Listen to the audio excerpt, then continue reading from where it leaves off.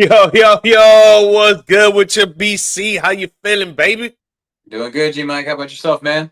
Feeling good, living great, man. Saturday morning, you already know Saturday for the boys. We're getting on and Boy, popping boy. today in the views from the stands.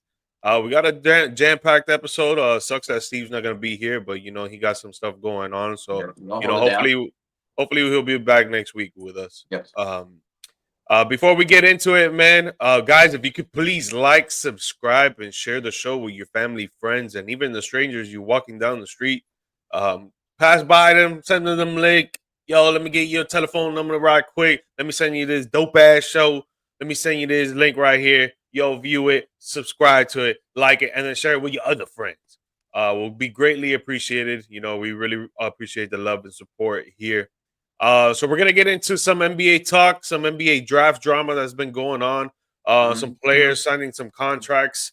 We're gonna get into some MLB we haven't talked on in a little bit. There's gonna be Hot minute. Brandon right there, and then we're gonna have a down bad debate for sure. And if you guys are into sports gambling, I run a Telegram channel where we offer gambling slips, sports gambling slips, daily, $10 a month to get you anywhere from 25 to 50 to $100 winnings a day.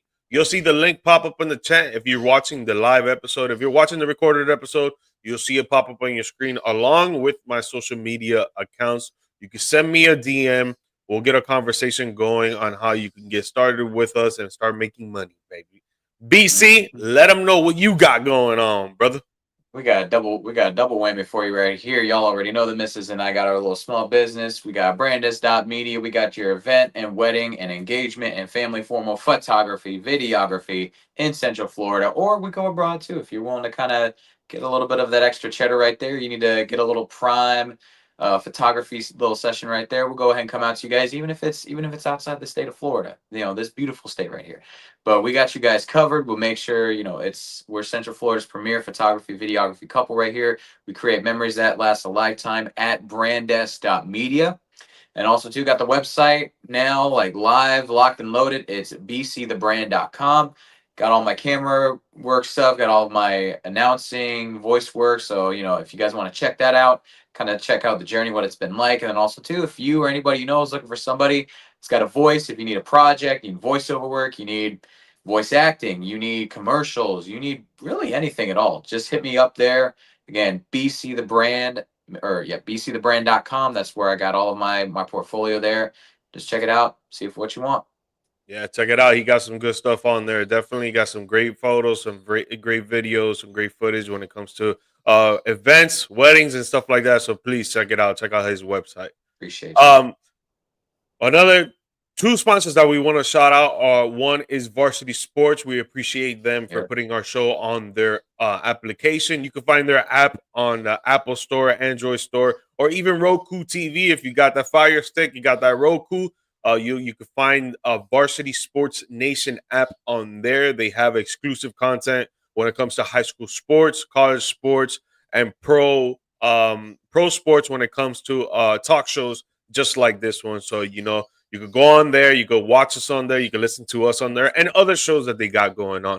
And another sponsor that we want to get our shout out to is Millions, millions.co. Millions is another website where a lot of people are doing sports interviews, mainly when it comes to UFC, but they do have basketball, football, baseball, and other big time sports around the nation or even across the globe. You can find our show on there as well, and they have exclusive interviews with big time athletes that don't really get put on ESPN, Fox Sports, CBS Sports. It's more of the low key side of things.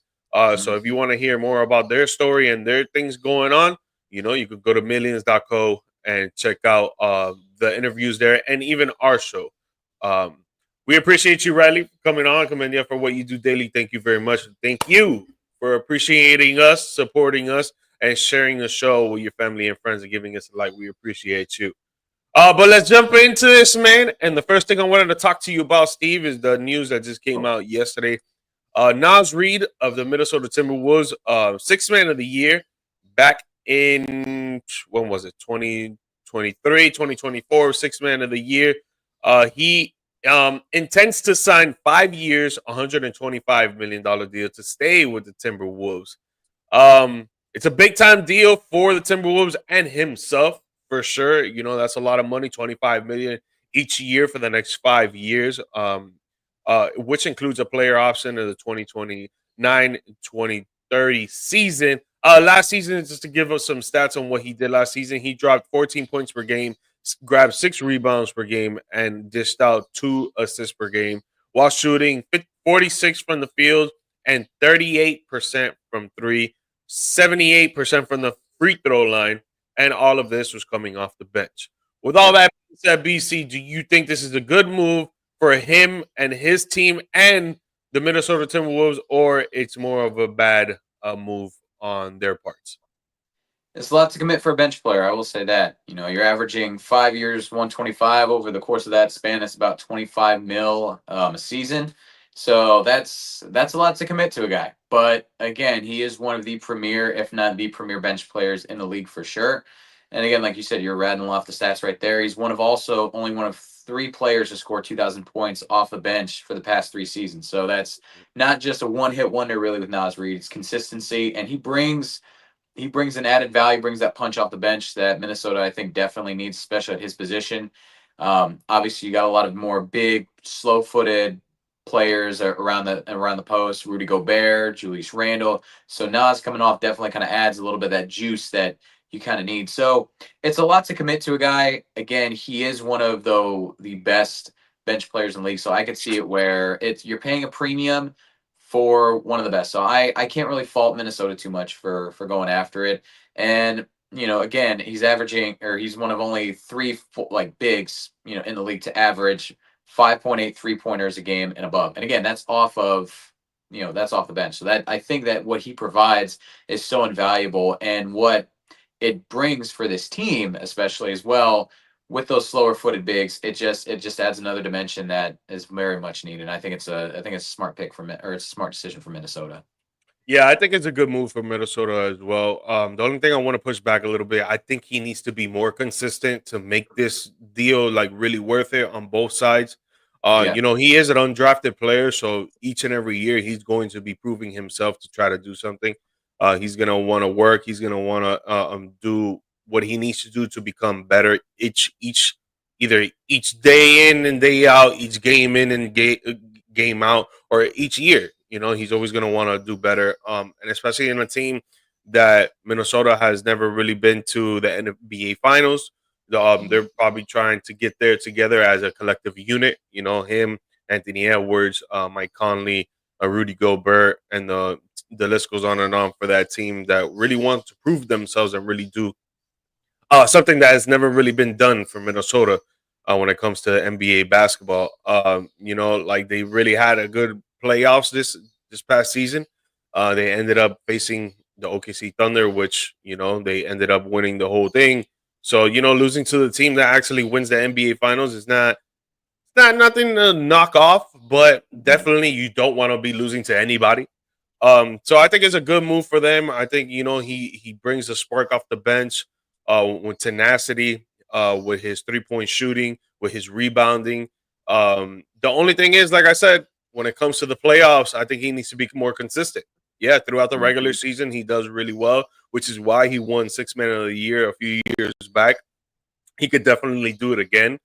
But when it comes to the playoffs, he'll have one good game. The next game or the next 2 games, they're below average, and you can't really be having that in the playoffs. If you're trying to get to the NBA Finals, like you need to. Yeah. The bench players need to do what they need to do, and they need to show up, especially at home.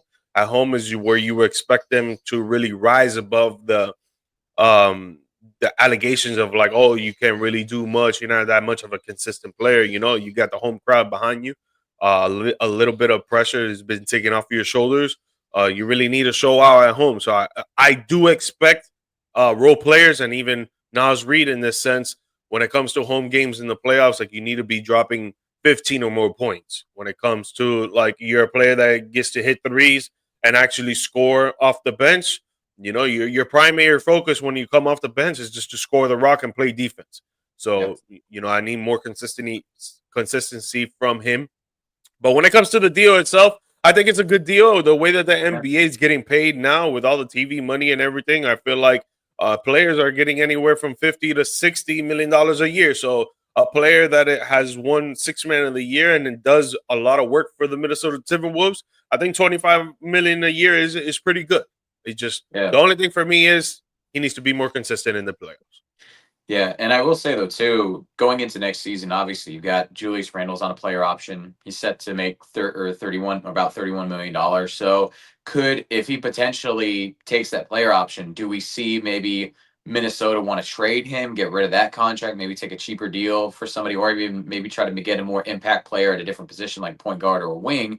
And then do we maybe see Naz Reid shift from the bench to maybe add him to the starting lineup? Again, he spreads the floor really, really well, even for his size. And then you've got Rudy Gobert down low. That could honestly open up a lot of things offensively for Minnesota. And again, obviously you got to worry about the defense with Naz, but I think that it would be interesting to kind of see giving him those starters minutes. He's already averaging about 27 and a half, 28 minutes a game. Why not just, if you make him the starter, I think that's a very affordable contract that you're giving out. And for a guy that can be an impact player in the starting lineup, I think that would be rather interesting, kind of a win, maybe a win-win. You get rid of a big contract and albatross in Randall, and then you get a guy that fits really well in with your roster along with Nas. That might be too tempting to pass up.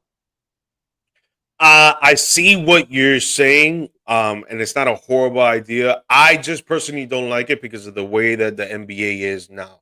Now you need 7, 8, 9 guys to get you to the promised land, right? Yeah. And if we're primarily focused on moving Nas to the starting 5, now who do you really have in the 6th spot, 7th spot, 8th spot to really help you out when it comes to the second unit? I feel like if you have 2 units, and you know this very well when it comes to the Orlando Magic, if you have 2 units that can correlate together, and obviously 1 through 5 is going to be better than 6 through 8 or 6 through 9, they're going to actually do work when it comes to scoring, play good defense, facilitate the ball all together, and playing more collectively as a unit. But if you got 2 units that try to play as well as the other unit and they compete with each other in practice, in any time that they need to do scrimmages or whatever the case may be, you got 2 units that can primarily do good work for you on the basketball court. I think it's better than trying to, you know what, let's get rid of this guy because he's going to get paid too much. Bring up this guy because he's getting paid pretty good and he's showing that he is promised that he can be a starter, but then we don't really have anybody in the back end in the second unit to really do work. So in my opinion, I think it's better for them to have 6, 7, 8 players that can do work for everybody than just to have 5 players and 1 dude coming off the bench that you expect him to drop 30 points per game when that's, damn well that's not going to happen. Yeah. Very true. Yeah. Good point. Yeah. Dot, what's good, man? Yes, sir. Early morning grind. You already know after this, gonna hit the gym. After that, maybe stream on Call of Duty, baby. Maybe stream on Call of Duty. But we appreciate you tuning in, my guy. So next thing I wanted to talk about with you is another thing that's going on in the NBA. So on Wednesday's NBA draft, one of the top prospects, Ace Bailey out of Rutgers, amazing ball player. If you guys have not seen his skills, great scorer, can get to the rim just as much as best as anybody. He was just a great prospect in the NBA draft, right? There was some controversy going on with him that he was trying to choose exactly where he wanted to go and what teams he did not want to play for. He did not want to get selected by anybody in the top 5 when it comes to the NBA draft, but unfortunately he did. He got drafted by the Utah Jazz, and there's some controversy going on because with him, he did not report to Utah yet. There's reports being said that he's gonna show up today to Utah. A lot of front office representatives from Utah were saying that they gave their draft picks the ability to go home, spend time with their family and friends before they have to show up for pre-training camp. I don't know what it's called. You could correct me on that, BC. But it's like just for the rookies and the rookie mini camps. Yeah, for the sophomores as well. which start on Monday, but supposedly they're supposed to show up today for Saturday for the Utah Jazz. There was controversy that his agent said that his agent was asked what's Ace Bailey's future in Utah. He didn't answer. He didn't give no answer on what his future could be. There's a lot of controversy, a lot of rumors going around that Ace Bailey may not even report to the Utah Jazz. He doesn't want to play for them. So there's a lot of controversy going around here with Ace Bailey and what team he wanted to play for his to start off his NBA career. The Utah Jazz was not one of them. He did get selected by them with the 5th overall pick.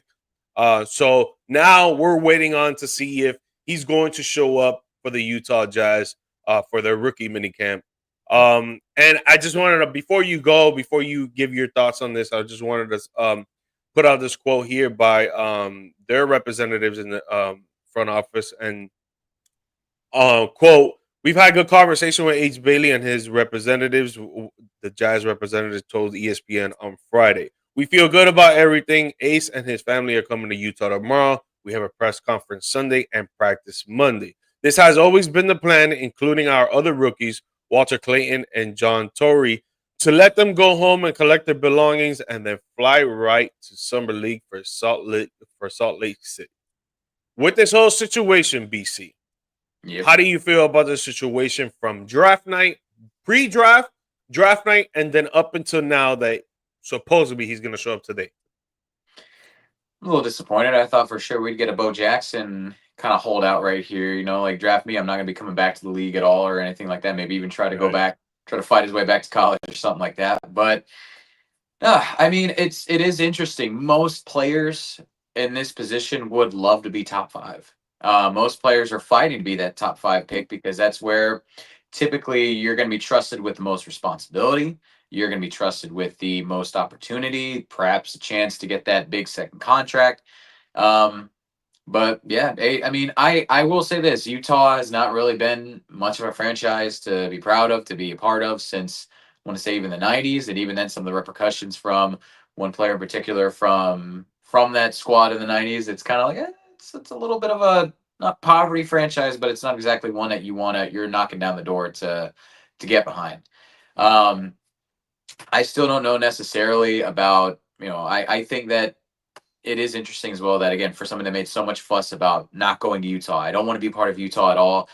And now it just seems like kind of he's balking at that now, like just a couple days after. It seems pretty indicative of what a lot of players in these positions, like when you have this player empowerment, try to do is, it's a lot of just smoke and mirrors. They're just trying to maybe negotiate, trying to get their way, and Utah called their bluff on it. And now, Bailey's supposedly reporting camp.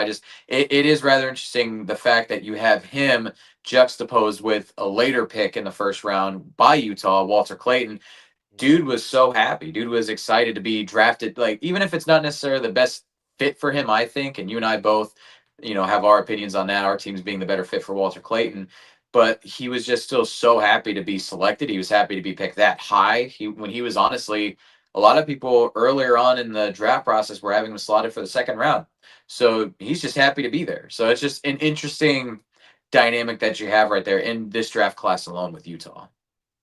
Yeah, man. Dude, I don't like it at all. The whole pre-draft stuff of like, oh, I'm trying to choose where I want to go. I want to be selected to a team that's gonna help my NBA career when it comes to winning and trying to get to stardom, which I understand, man. But at the end of the day, bro, you gotta, Of the day.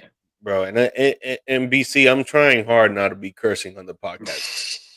But sometimes, man, like stuff like this really pisses me off, bro, because it's like the sense of entitlement that people have nowadays is just like it's weird. It's weird energy, man. It's like, dude, there's people out there like the dude that got selected by the 76ers, VJ. Yep. If you didn't hear his story, this guy didn't have electricity for 7 years. Yep. He barely ate hot meals. Most of his meals were cold because of his mom that had to work so damn long and barely get to see her own kids. And it's just like, bro, the sense of entitlement that a lot of these players have. And Ace Bailey's not the only one. the dude that got selected out of the Gamecocks to the Toronto Raptors. If you Oh guys yeah, didn't see when he got Onberg selected, Boys. and he got his number called. Every single time a player gets selected, then they're in the green room. The camera goes to the player to show the reaction, right? This dude got up, said, damn, shook his head after he got selected by the Toronto Raptors. Like, bro, are you serious, dog? Like, you guys are getting selected by these top organizations that bring out top money right now. Rookie Yep. contracts, if you're selected in the top 10, are probably anywhere from like 30 million to 50 million, dog, depending on what team you go to and what they want to give you and the incentives that they want to give you. But you gotta feel appreciated of the opportunity that you're getting. There's like literally in the US alone, the bottom 3% actually make it into professional athletics. Like, you gotta be freaking grateful for this opportunity, man. And just in the Ace Bailey a prospect, like, bro, like, I get it, you want to go to a certain team, but it doesn't happen. So just be happy with where you get selected. Top 5. People kill for that. You get selected to Utah. Yes, they're not an organization. Their fans are not like very like popular when it comes to around the league. There's a lot of racism over there too that we've seen with NBA players on how they get treated during games and stuff. Particularly Russell Westbrook in the last 5 years has been so much with him in Utah. But dude, like, make the best out of it, bro. Like, Yep. dude, and if it's your people around you, your agent, your friends and loved ones around you that are saying, "Yo, don't even go and work out for any team, bro. Save yourself, save your body, just chill, relax. You're gonna get selected in the top 5 no matter what." Yo, don't listen to those people, bro. It's terrible advice. You need to prove yourself day in and day out. Look at LeBron James. This guy's 40 years old and he's still practicing every single day, like if he Yep. just got selected to get in the league. Yep. Like, these players need to keep showing that they're grateful for this opportunity, bro, instead of feeling entitled, man. And I really do hope that he shows up today for Utah, man, because I feel like if he doesn't show up for Utah today, yeah, he's gonna get more chances. I don't think they'll just kick him to the curb, but I feel like it's just gonna be a bad mark on his start of his career that I feel like Yeah. it can lead to, you know what?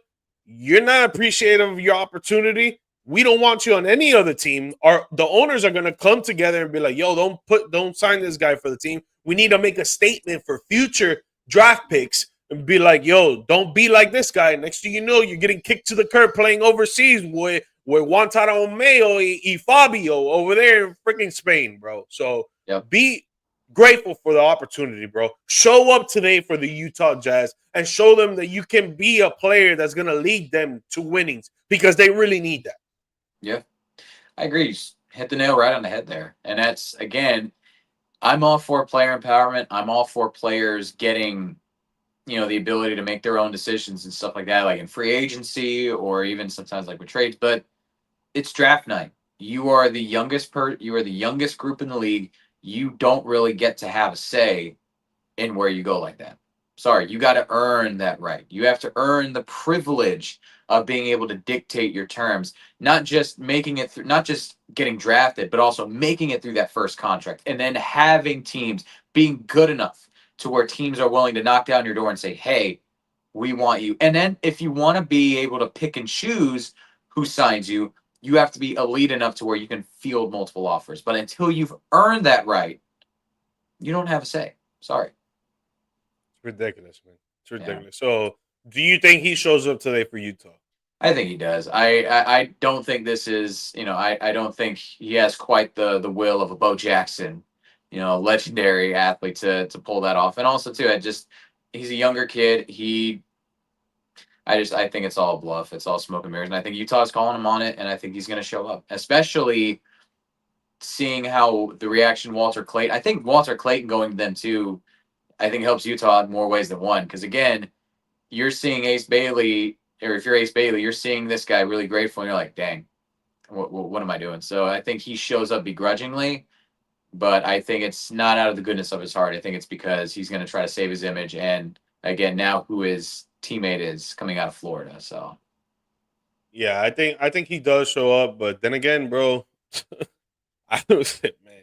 With my mentality, I thought players would be ecstatic and grateful to wherever they go.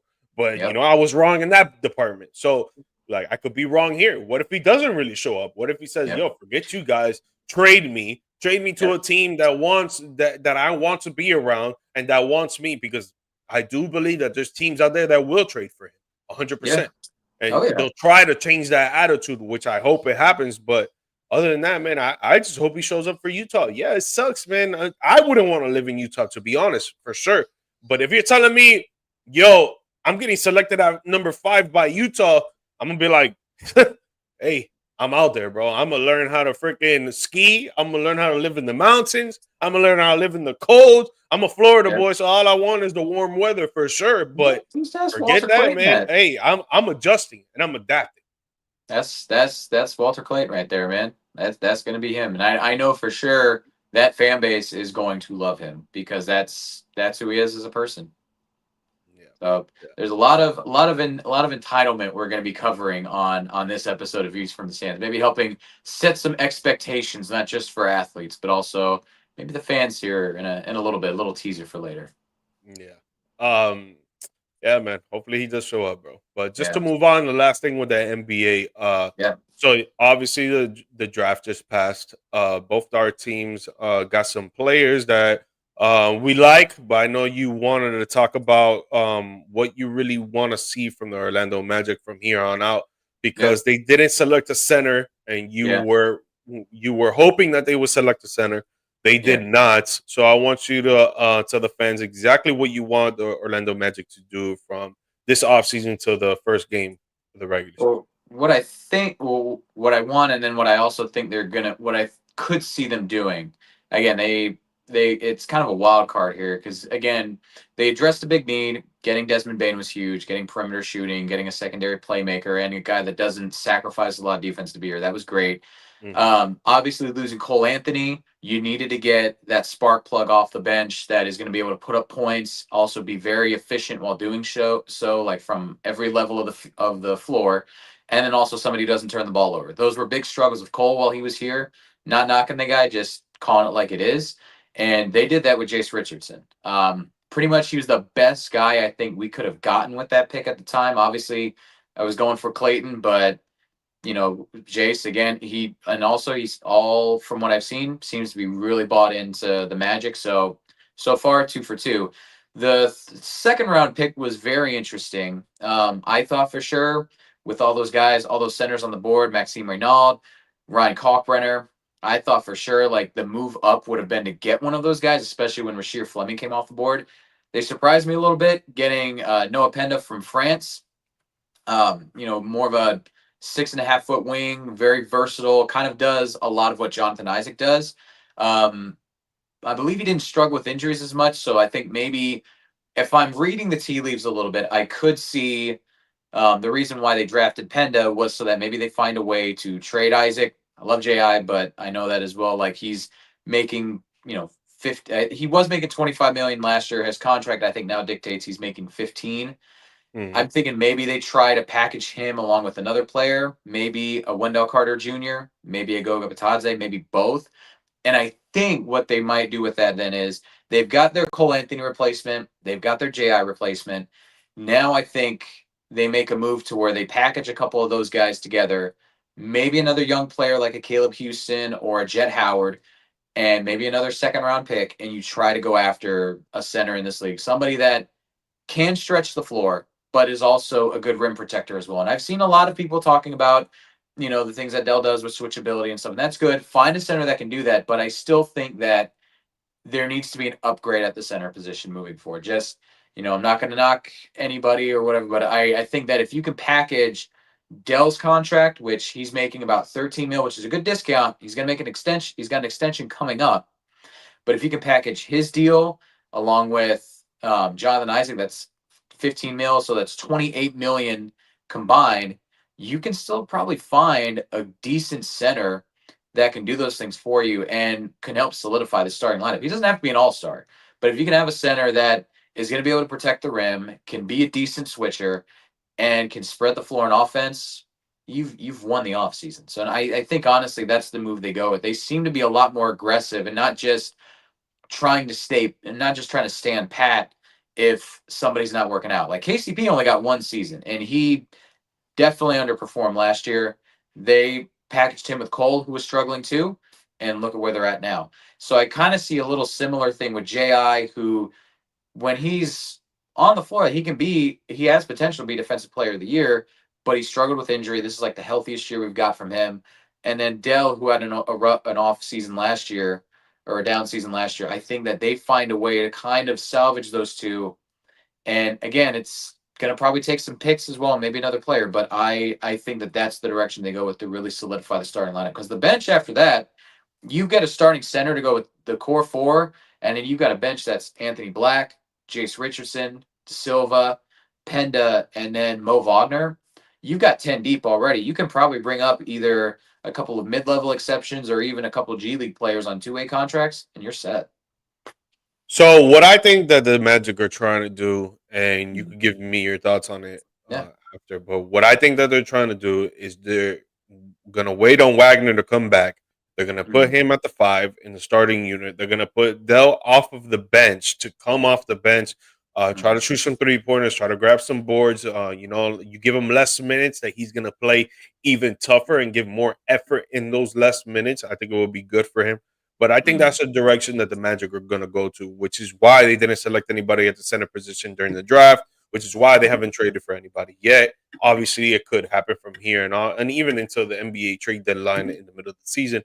But my thing is, I think they wait for Wagner to come back, start him Mhm. at the five with his brother Paulo and the other rest of those guys, and then have Dell coming off the bench, playing less minutes but playing more with more effort and intensity in that Yeah. second.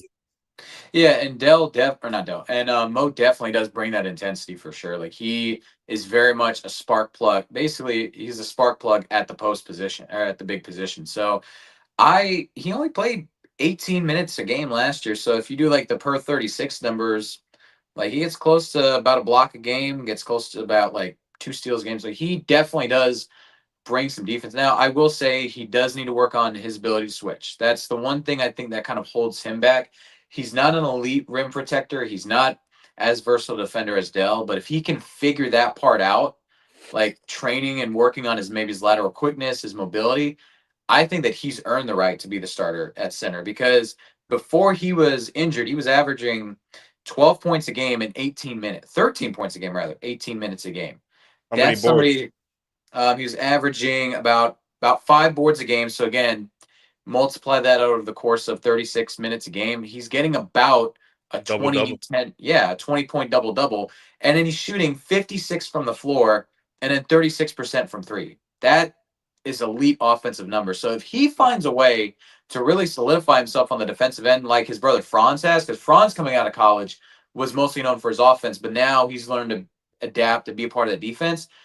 He'd be a perfect fit for the Magic starting five. And I would honestly love Oh, and you seeing, have a great coach for that too when it comes to yeah, the defensive side of the ball. So I'm not even worried there for yeah. that. So I could see them also doing that. And Dell, honestly, if he's playing less minutes, might help give him more longevity moving forward.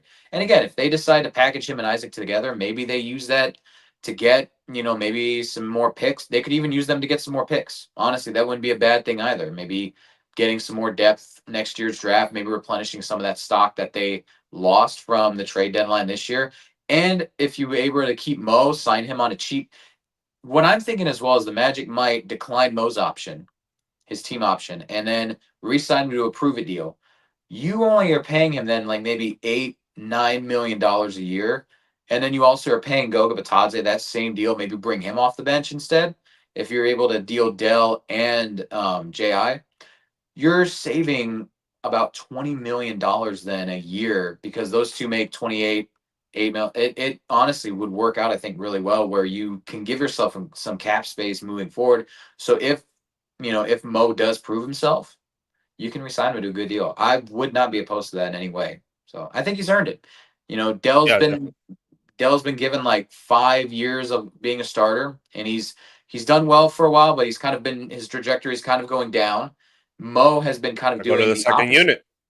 Yep. Yeah, Mo's trajectory has been going up. So I say this is kind of the year where you give Dell the first half of the season to prove that he's a starter, prove that he belongs in this rotation, and if he doesn't, when Mo comes back, you give Mo that opportunity.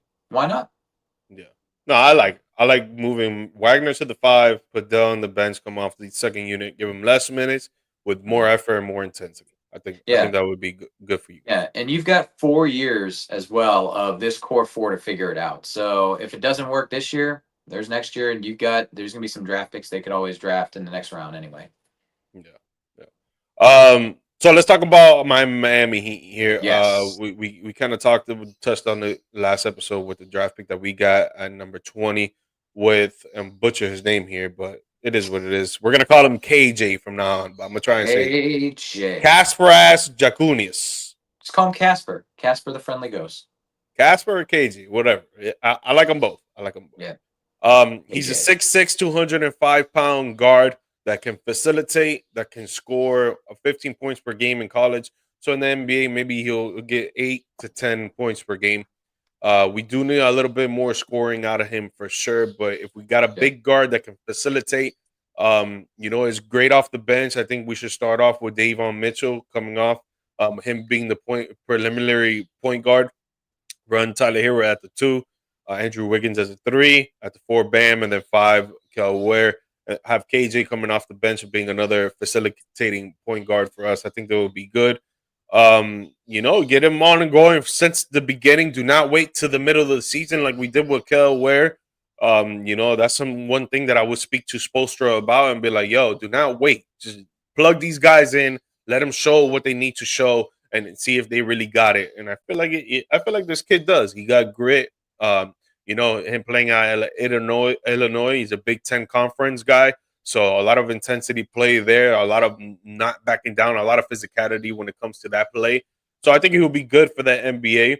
And then when it comes to, we didn't have another draft pick, but we did sign an undrafted free agent with Vlad Gudin, Yeah. Russian player out of Michigan, a 7'1" center, 260 pounds. He's a great rebounder. He has great post moves. Like we don't really have a post move player like that. Yeah, Bam does play post a little bit, but Kel Ware, he's more of an alley oop type player, shoot the three ball, Yeah. running up and down the floor, a hustle player. So if we get Vlad coming off the bench and we run our half court offense, he can be a player that can be kind of like Jokic, but Yeah. obviously not as great as Jokic. But he can play with his back to the basket. He can pass the ball. He can shoot a little post fade, or if not, get to the rim, either dunk it or lay it up. And Yeah. he could grab boards for us. So I think Yeah. our draft was pretty good. I would say like a B plus, A minus in that area. Yeah. Um, I'm pretty excited for those two players. I don't think they're going to be the needle mover. I think we still we're not going to be in like Eastern Conference Finals contention. Maybe round one. Hopefully not playing. Hopefully we could get to like the fifth or sixth spot, so we don't have to do the playing no more. But I do like our two draft picks. I think they can help us out. Now we just need a little bit more from I would say Bam on the offensive side. Instead of being passive aggressive, I need him to be more aggressive. We Yeah. need now we're gonna have a full off season where Andrew Wiggins, if he doesn't get traded, so it will be good for him to show his skills as the one or two primarily ball handler and scorer when it comes to him and Tyler Hero. Because sometimes Tyler likes to play the two man, and sometimes he likes to play the one guard. So Yeah. we got to see how they work together this offseason and try to go a full season with them having created this chemistry. Hopefully, Andrew Wiggins will put up 20 points per game. We got Hero putting 25 points per game. We got Bam putting 20 points per game. And then the rest of the players, either 5 to 10 points per game that could help us out to try to avoid the play in, get into the round one as a fifth or sixth seed or even fourth seed, hopefully. And try to do work in an Eastern Conference that, yeah, it's wide open, but there are a lot of good teams. Cleveland, Orlando, Boston is still good. Indiana, yeah, they're not gonna have Tyrese. He's gonna be out, but they're still a good, well-oiled machine together. They do need a facilitating guard to help put that into perspective and put that all together. but they're still a good team. New York, Atlanta has come up with that trade with Christoph Porzingis. He's going to be another good asset there for Trae Young. So I think, yeah, the East is wide open, but there's still a lot of good teams, and like we're still going to have to fight each and every day to try to get our spot into the NBA playoffs. Yeah, and I will say I like Golden as well as a long-term option for you guys though too. Again, we talked about it before the show. We feel like Bam's going to be a lifer in Miami, but say something happens, something goes wrong, or maybe he decides he wants to figure things out elsewhere. I think Vladi Golden's going to be a great backup option for you guys, and him and Kel Ware could be, I think, a good like Twin Towers kind of duo. And they both, I think, their skill sets complement each other. One is really good, I think, where the other kind of lacks. Like you said, Kel's a bit more of that rim running, athletic big, whereas Vladi's going to be more of that, traditional back to the basket post big. And I think they'll complement each other really well. Again, if things do happen with Bam, you guys decide to do go a little bit younger. I think the future for you guys is good. And like you said, I'm just going to call him KJ or Casper. I like the fit too. I've been warming on a little bit more since draft night. Again, you get a big guard that can do a lot of different things. That's a good building block for the perimeter for sure. Like you said, he just has got to work on his scoring at the next level. And I think if he can really learn and develop an outside shot, he could be a 15 to 20 point scorer. And again, guy that gives you that shooting with 5 boards, 5 assists, can't really ask for much more out of a number 20 pick. Yeah, with the whole Bam stuff about him maybe leaving it in the future. So I really feel like, because I saw the exit interview of Pat Riley when we lost in the first round. It was like the next weekend.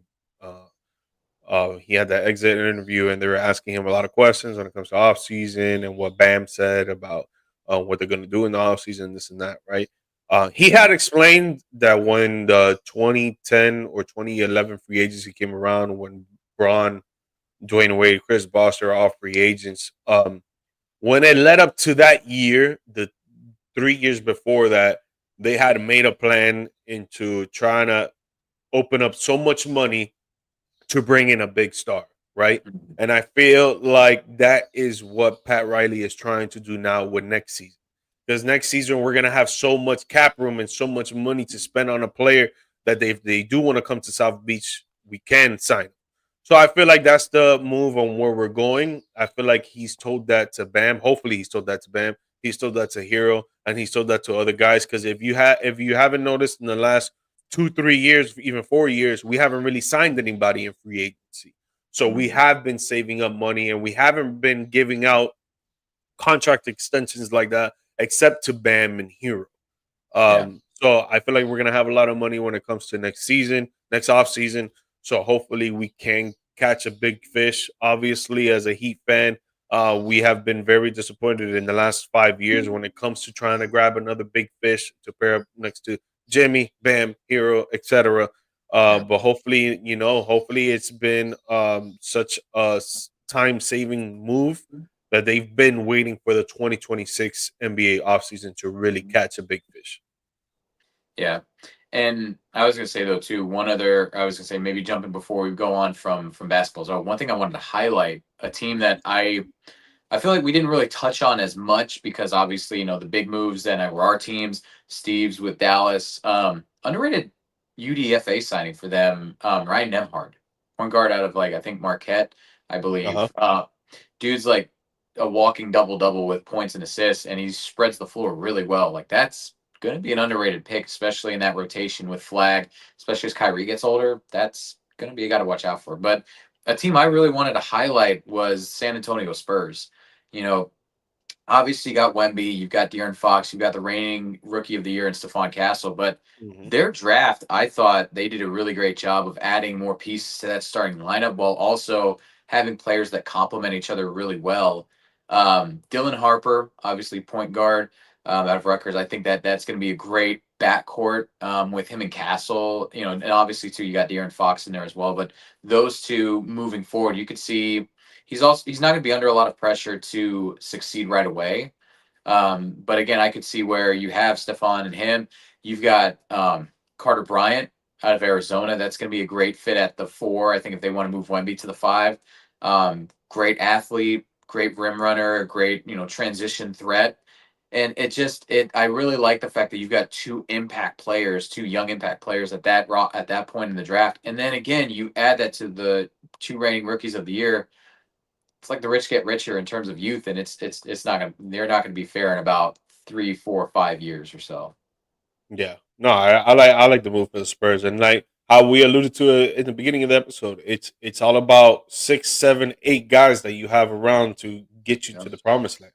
It's Mhm. not big two, big three, big four no more. No, you got to have the big eight, and you saw it with OKC, you saw it with Indiana. Reasons why they got to the NBA Finals, reasons why it went to Game 7. It was such a good back and forth.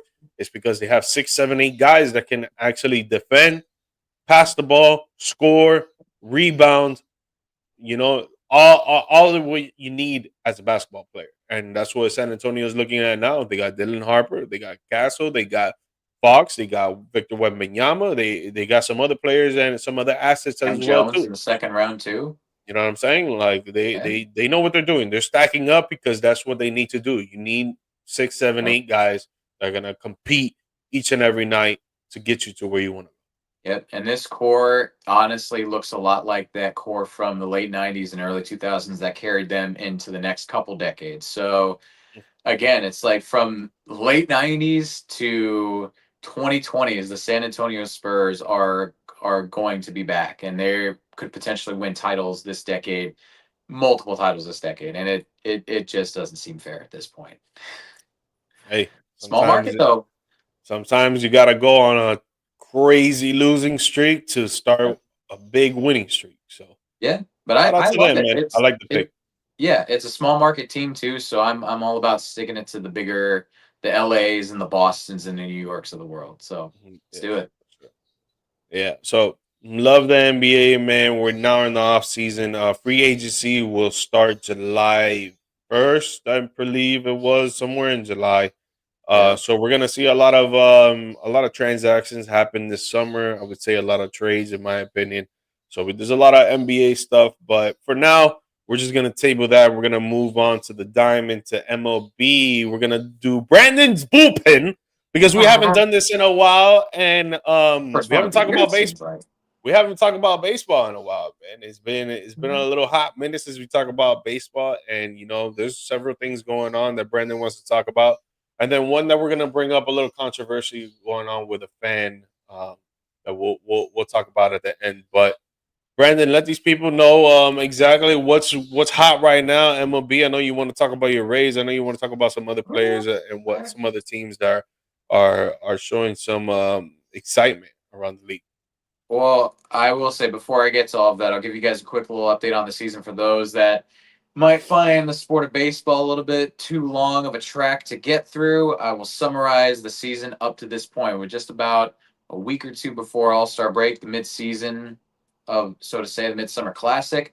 The American League, starting with the AL East. Our division, so to say, GMike with your Yankees and my Rays, kind of battling for the Mhm. top spot.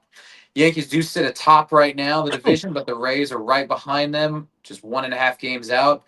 And then you've got moving over to the AL Central. Detroit Tigers running away with the division, best record in the AL, 50 wins, first team I believe in the majors to reach that mark.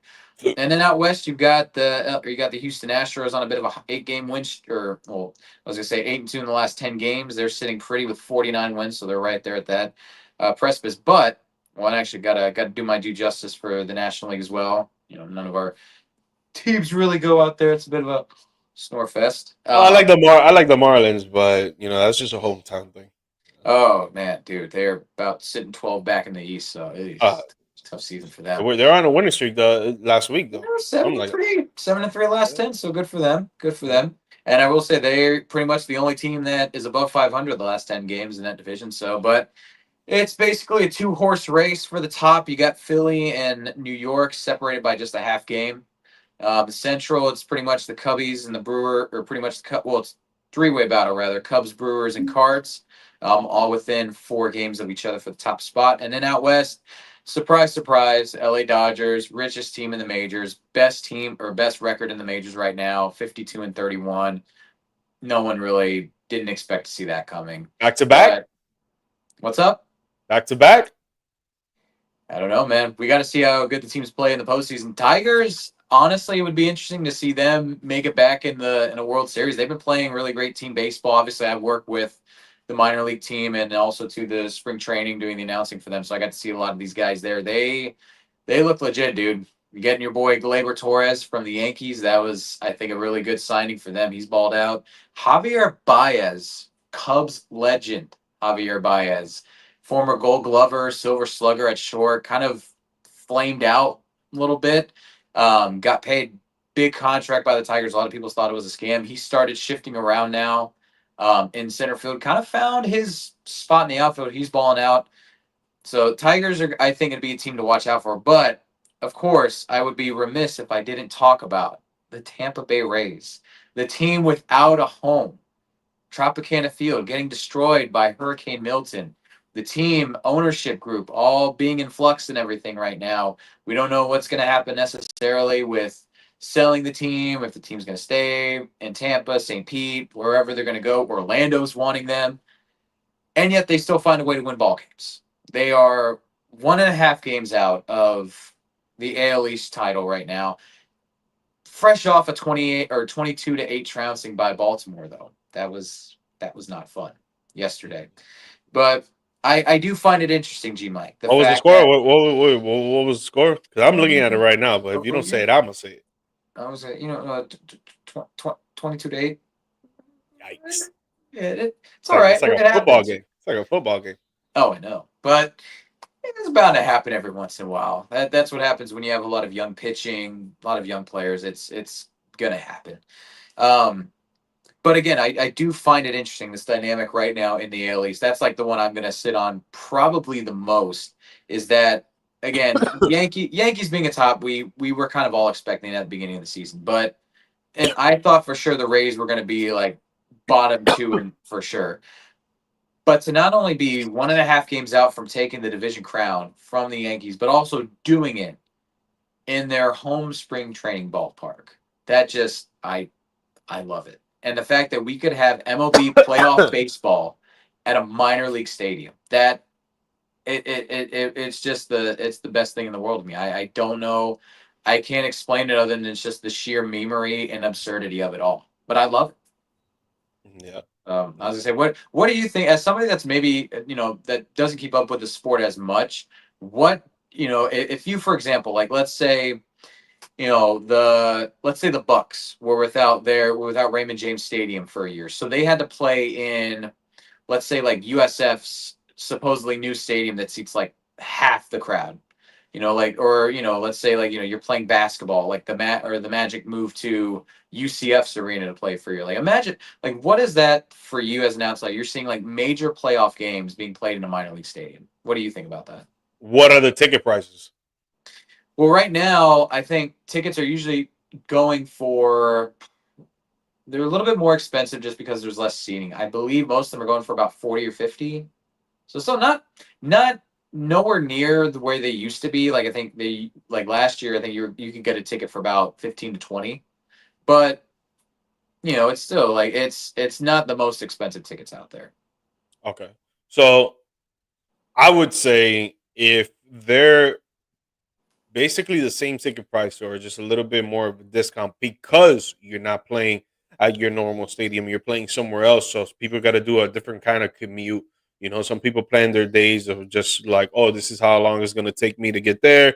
And we're going to do whatever tailgate maybe, or maybe we got to do something before or whatever. It's a different commute, right? Yeah. Maybe it's a little further from where they usually go or whatever the case may be. But there's a lot of variables when it comes to them playing at a different stadium than the regular fans who have season tickets or just don't have season tickets, but they do go every year and go to a couple games and whatever. And they're used to driving to a certain stadium. They're used to sitting at certain seats. They're used to going to the same concession stands and stuff like that. Now there's a lot of different variables when it comes to it. So I think, it's a little bit more exciting in a sense of like we're playing in a different atmosphere. Maybe it could be a positive thing or it could be a negative thing, right?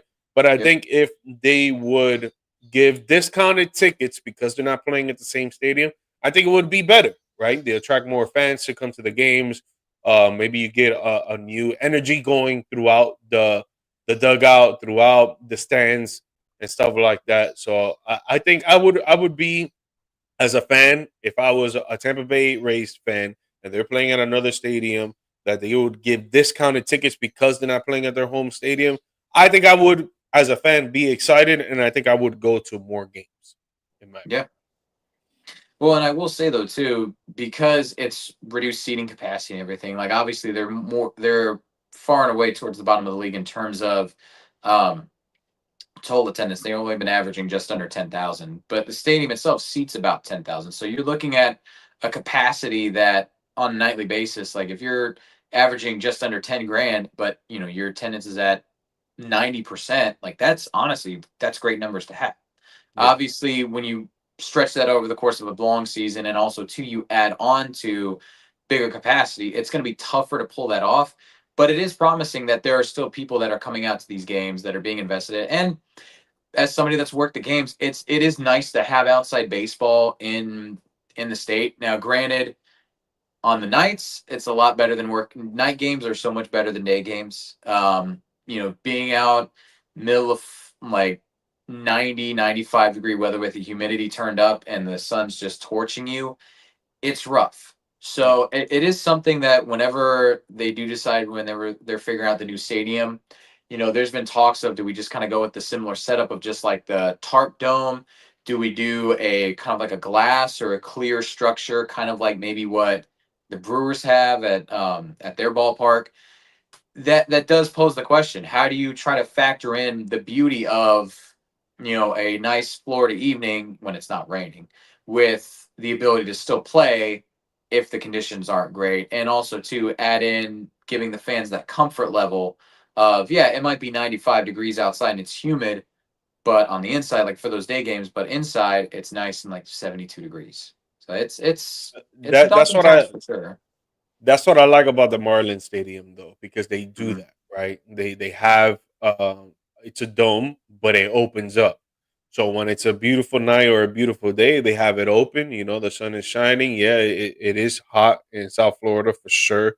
But some people love it. Some people like to embrace it.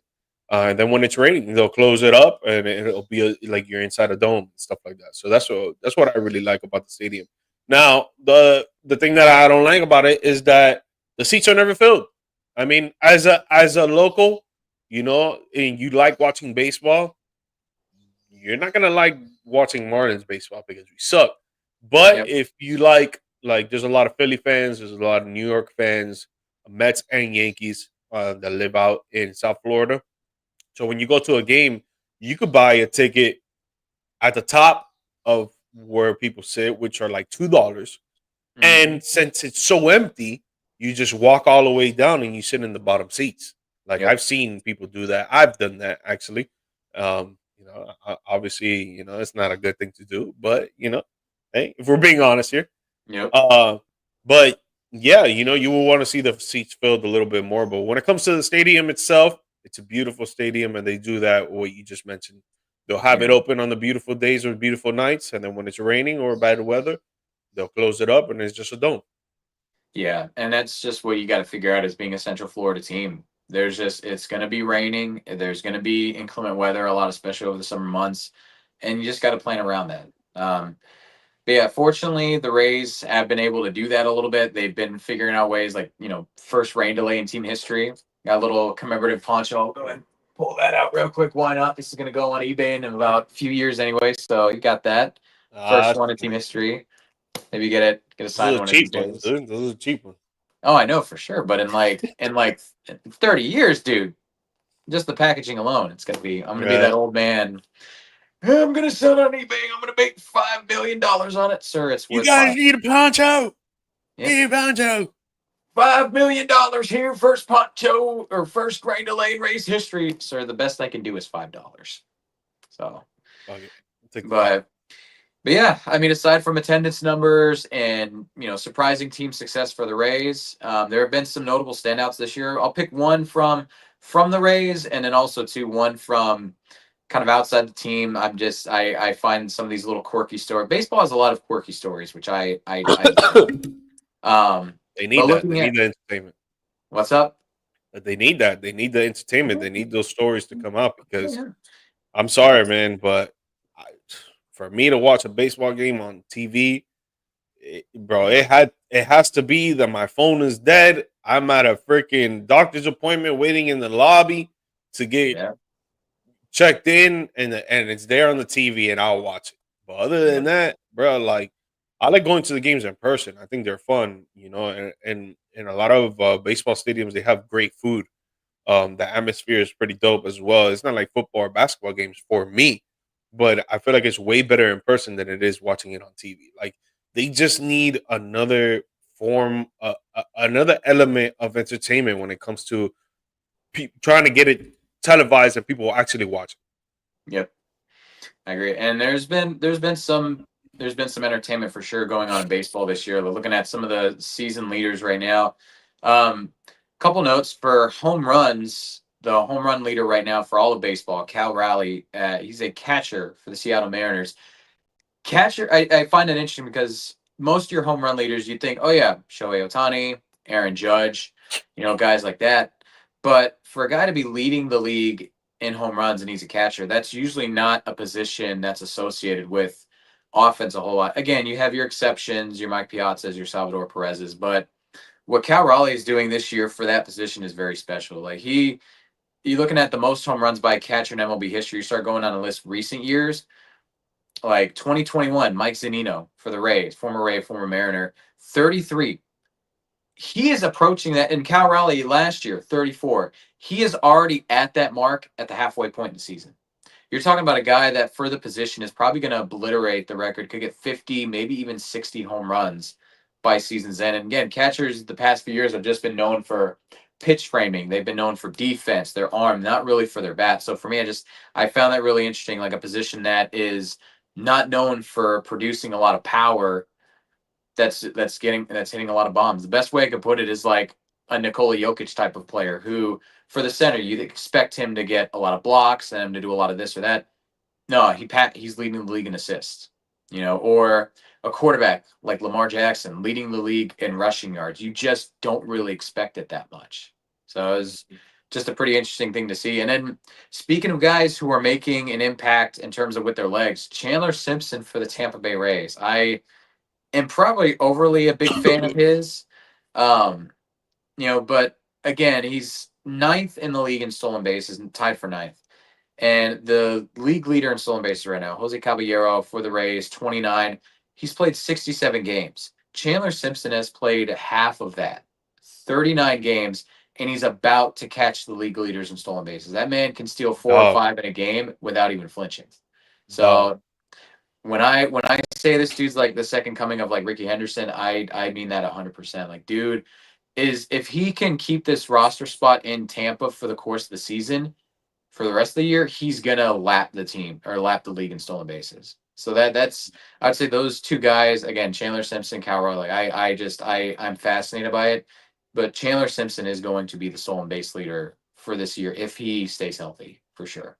Can't do much else, but he can steal bases. Hey, if you're great at one thing, might as well be perfect at it. Oh yeah. Strive for excellence, baby. Oh yeah. Um, He's just got to figure everything else out. before we move on to our down bad debate, our last topic of the Yeah, episode, man. I wanted to talk about this that I saw that it came up a few days ago, or if not last week. I'm pretty sure it was just a few days ago. But Arizona Diamondbacks second baseman Ketel Marte, if I said that correctly, Yep.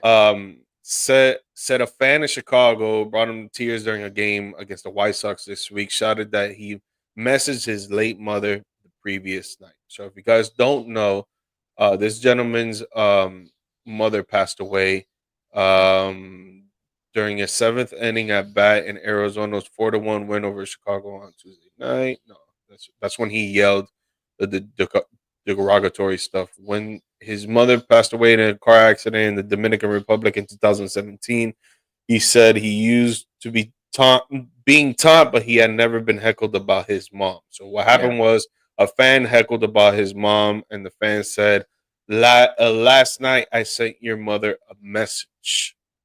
Yeah. So the guy's mom passed away in 2017 in a car accident. If you're a baseball fan, you would know this, and I feel like a lot of fans that actually go to games do know this, and especially this fan saying that specific thing, saying, "Last night I sent your mother a message." Yep. Um, he said this quote: "We have to do something about the fans. They're going too far. They've always shot things about me, but not about my mother. Everybody knows that my mother died in an accident and nothing. We're praying for him, for the guy who shot it and his family. You know, may God protect him. May God protect him and cleanse his heart. They've always shouted things at me, but I don't pay attention. But when they talk about my mother, it's a different story." So Yeah. Martell started crying during the game because of this, and we all got moms out there as Yeah. sons and daughters. We're all very overly protective. Before BC goes, I just want to say, like, we can't have this just in civilization, not even just in sports, bro. Like, someone's family member passed away and you're taunting them about it during a sporting event where it's supposed to be for family and friends to have a good time. Yes, if you're an opposing team fan and you don't want the other team to win, for sure, you want them to lose, right? And you say some things to get into the head, but when it comes to personal stuff like this, it shouldn't be said, man. It Yeah. shouldn't be said. And in my opinion, I've grown up in South Florida and Miami where you say one thing, you get your ass beat. And honestly, I feel like that guy should have gotten his ass beat by anybody there in the crowd. I don't care if you're a fan of the team that's winning or for the team that the guy plays for. I don't think that stuff like that should be said. I think if you say something like that, you should get your ass beat, in my opinion. And it's not cool. Again, we all have mothers out there. We're sons and daughters, and we can't be out here being disrespectful like that, man. Like, Yeah. it's really sad to see that we're living in a world like that. Like, I'm into online gaming. We do say a lot of crazy stuff to each other, but at the end of the day, if I knew that someone lost a family member like that, and I would say some joke about it, I honestly would look at myself in the mirror each and every day and be like, why the fuck did I say that shit? Sorry for the language, but it's true. Like, we can't be saying stuff like that about people's families, especially about their parents, their siblings, their grandparents, or even their kids. Yeah. Like, it's just not a place for it. And this guy, in my opinion, for saying some dumb stuff like that, I really think he should get his ass beat.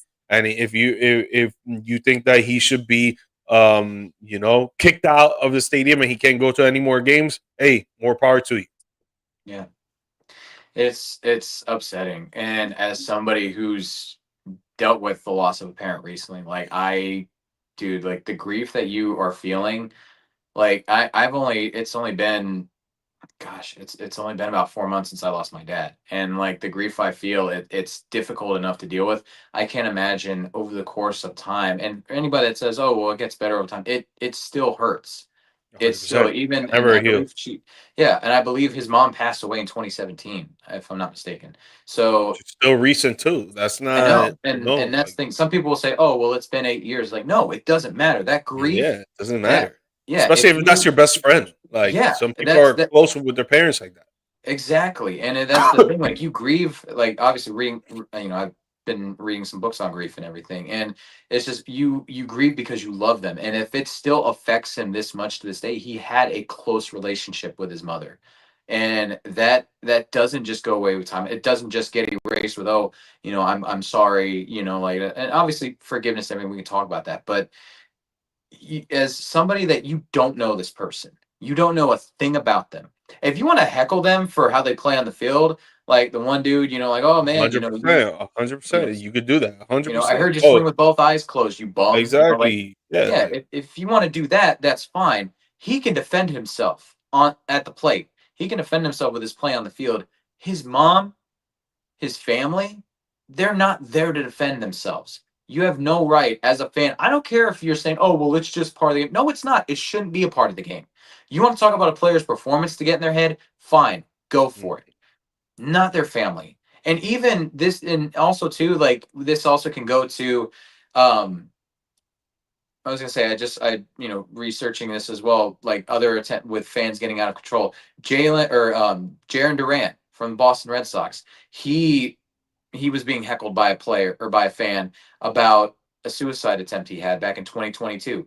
Someone bringing up stuff like a fan heckling him over that, like, I'm sorry, but you do not cross that line. Like, even if it's personal, somebody say, well, it's just to him, he can defend himself. Like, okay, again, you don't take people's personal lives into it. You want to talk about their play, you want to talk about how they're doing on the field, fine, but do not bring up stuff like that, because that was a dark time in his life. He's talked about, and it was pretty recent that he talked about it. So it's a dark time in his life, and he's just now comfortable revealing it. Like, you don't get to do that as a fan. I understand we're here to have fun, and you want to win a game. That's not fun. That's not trying to win a game. And if you see that as, if you see either of those things as one of those two things, fun or, I'm doing it to win a game, you've got some problems with you. And you need to do some soul searching there. Like, that's No, the you entire, need to get your ass beat. In my yeah, opinion, you need to get your ass beat. the You have not entitlement that, gotten beat, so that's why you be saying stuff like that for sure. yeah, the The people that entitlement, get into fights because of stuff that are said like that, yep, I yep, promise you, I would put $1,000 on it that they will not say something disrespectful just like that ever again because they yep. got their ass whooped. Yeah, and it's just the entitlement that a lot of fans have. You go to those games and you know, you're not there. It's not about you. It's not about what you do. It's about the players. It's about the team. You're not there. This game, the show does not revolve around you and what you're doing. But we also see a lot of times too nowadays. Again, we talk about player empowerment in the NBA. Now there's fan empowerment a lot too, where people have access to social media. They want to go viral. They want to be famous. They want their 15 minutes of fame. So I'm going to say that I'm going to talk about this dude's mom, or I'm going to talk about this dude's suicide attempt. Look at me. And it's like, congratulations, you just outed yourself to everybody at this ballpark, to everybody on social media. And for what? A few minutes of clickbait fame? What are we doing? What are we doing? Sucks, man. It sucks that It, we really have to talk about this and remind yeah. people to be respectful to each other and be kind, man. Yeah. It really sucks. Be respectful to the players, and also to be respectful of opposing fans, be respectful of the people that work the games. Because I've also had my fair share as well of, I'm telling you, I've had my fair share of people that have cursed me out just because I couldn't put them on because they're opposing teams and I work for the home team's camera crew. Like, y'all got to understand these games, these athletes, this whole We thing. get paid for a certain reason. We get paid for a Yeah, certain job. yeah, Like, and it does not revolve let around them you. curse you out, though, bro. Let them curse you Oh yeah, out. But no, I when do, it and I comes to just, like personal stuff, like saying like something about like your family or just attacking you personally, like that's not cool, bro. But if they want to yeah. curse you out, oh f you, f this, oh you should have put me on screen. I'll just laugh. I laughed. Oh, I do, but then I also let security know, and then it's just like, you guys have fun with that one. But it's just it's one of those things where it's like, again, fans are just, they're way too entitled. You just need to go there, enjoy the game, and don't, there's a line. Don't cross it. It shouldn't be that hard. Facts, facts. Well, it sucks to really try to move on from that Yeah. specific topic, but we're gonna do it here on Views Absolutely. from the Stands. We're gonna move on to our down bad debate, and we got a good one this week. NFL cornerbacks. We got one has to go, and who you cutting, BC? We got Darrell Revis of the New York Jets, and obviously we're doing this at their primes. We got Yep. Champ Bailey of the Denver Broncos. We got Charles Woodson of the Oakland Raiders before it was Las Vegas. And we Yep. got Patrick Peterson of the Arizona Cardinals. BC, obviously, you're going to go first because I just brought up the topic. Who Yep. are you cutting on this one? This is not an easy one for me to do at all. Facts. And Facts. I mean, you've got some of the greatest cornerbacks of all time. Although I will say my pick, it's not made for this particular reason, but I do find it funny that one of these guys is not like the others. If you look at the jerseys there, and that's going to be my pick for who I'm unfortunately going to have to kick off the island, so to say, Revis Island. No, I'm obviously going to keep Darrell Revis. I'm going to keep Champ Bailey. I'm going to keep Charles Woodson. The guy I'm dropping is Patrick Peterson. That's not a slight against him. And again, I love the versatility that he brought. He wasn't just a great Wasn't just a great cover corner. He was also a really great special teamer too. Could return kicks and punts. But I just think in terms of if we're bringing on somebody to be our specific cornerback, like if you're wanting the best lockdown guys on the team, I'm gonna have to drop Patrick Peterson. Unfortunately, the only guy that's not wearing 24 on this picture. Um, so I think that when it comes to locking it down, Champ Bailey I think doesn't get enough credit. He's a guy though I think was very underrated from the 90s and the 2000s. Could shut down anybody. Was a big part of I think the I think he was just a big part of those Broncos teams, especially when John Lynch came over there from Tampa. Very underrated squad for sure. Charles Woodson, we already know who he is. Former cover athlete, former Heisman winner. Oakland Raiders, Green Bay Packers, dominant in every single aspect from the 2000s as well. And then we're looking at a guy that was sheer dominance from the 2010s, Revis Island. Again, kicking him off. Dude didn't get a lot of interceptions. We saw Champ Bailey, we saw Charles Woodson get a lot of double-digit interception seasons. We didn't get a lot of that from Darrelle Revis, but that's because you weren't wanting to throw to him. If you did, you weren't catching. Nobody targeted any wide receiver. And for me, that's what makes him, I think, the greatest of the group because other quarterbacks, these other guys, teams would still take a chance to target him. You did not even look in that area wherever Revis was at on the field. You're like, nope, moving on. So, but it's with a heavy heart. I love defense and I love shutdown corners, but I gotta knock Patrick Peterson. I just think in terms of a tier list, he's just that slightly below the group, and it's not a knock on him, but we're nitpicking here. Nah, yeah, I gotta agree for sure. I gotta get rid of Patrick Peterson, and he was all time great for sure. But I think when it comes to these other three, Darrell Revis, like you said, 2010s, this guy was stopping everybody, and especially Randy Moss that he was in this division. Even Randy Moss, I said sometimes when you play against Revis, is like, yo, I didn't even want the ball thrown to me because I thought I was gonna get intercepted of how Yep. great this man was. Champ Bailey, he played more than 15 seasons, and every single season he was great out there for the Denver Broncos. It was like even in that Super Bowl run, in that last run that he had at the end, he was still playing great. And he was like, what, hitting 36, 35 or something like that. So super old when it comes to a corner. I think the Yep. best one out of the group for me is Charles Woodson. He was the first player coming out of college to play both sides of the ball before Travis Hunter. He was great on that. He won a Heisman because of it. When he got to the NFL, he didn't play both sides, but he could have. I think he played Mhm. some plays, a few plays in the NFL on offense, but it was primarily, obviously, corner or safety. He was just a great defensive back. He could great when it comes to IQ. He could read an offense better than anybody out there. So, in my opinion, I got to take away Patrick Peterson here, even though he was a great shutdown corner as well. Yep. And and I will say though too, Charles Woodson, one of only two defensive backs or one of only two cornerbacks in NFL history with 20 sacks, 20 picks, or 2040 rather. The only other guy, Rondé Barber. So elite Nasty. company right there. And that's again versatility, longevity. Champ Bailey and Charles Woodson were masters of that.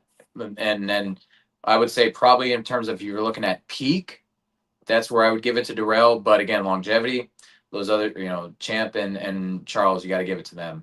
But yeah, again, this is a tough one. I love Yeah, listening it to this. So, was. and It as we was. get closer to the NFL season, though, too, if you guys want us to get more of these down bad debates, more football themed, let us know. If there's one in particular that you guys like, hey, we've been wanting this one for a long time, or I've been seeing this one for a long time, hit us up.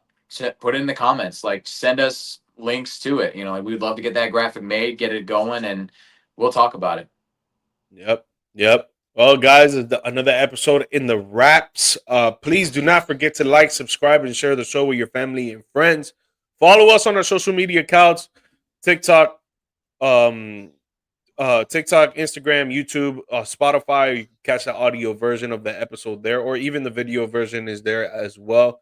Yep. We really appreciate you guys for supporting and loving and caring for the show. Again, share with your family and friends. You guys can follow me on either one of my social media accounts. BC, you got anything for them, man?